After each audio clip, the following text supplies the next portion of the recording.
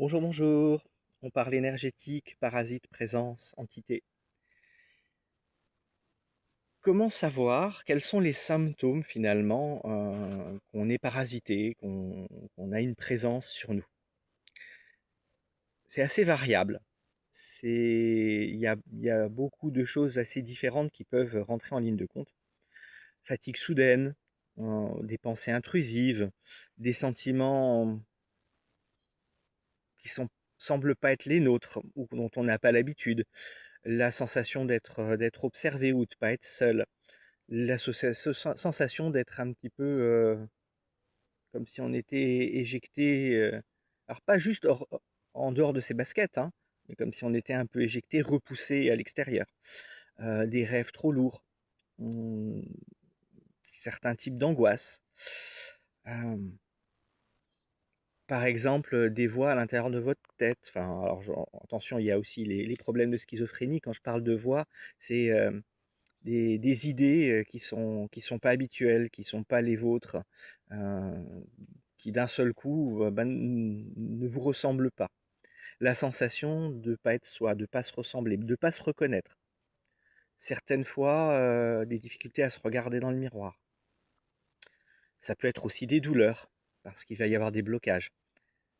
Tout ça, c'est possible. Mais attention, faites attention parce que est-ce que c'est pas juste du stress? Est-ce que c'est pas juste un problème de ce que vous vivez dans la vie de tous les jours? C'est possible aussi.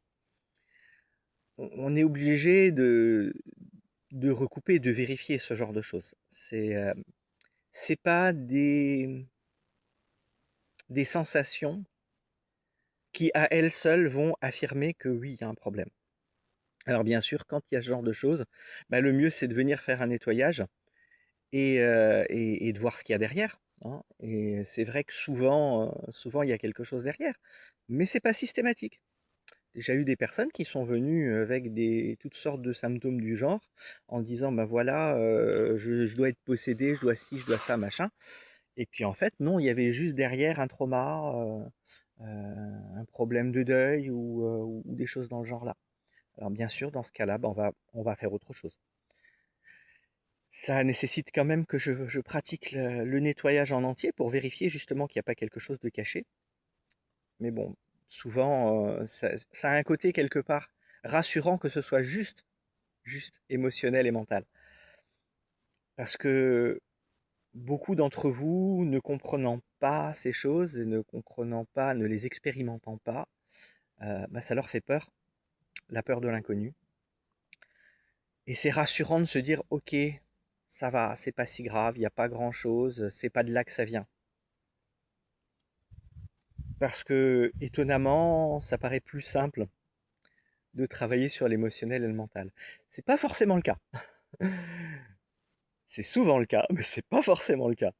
Parce qu'il y a des choses, des fois, qui peuvent être assez compliquées au niveau traumatique, au niveau émotionnel, au niveau souvenir, notamment face à certaines personnalités de type contrôlante, hein, dont je fais quand même un peu partie, donc je sais de quoi je parle.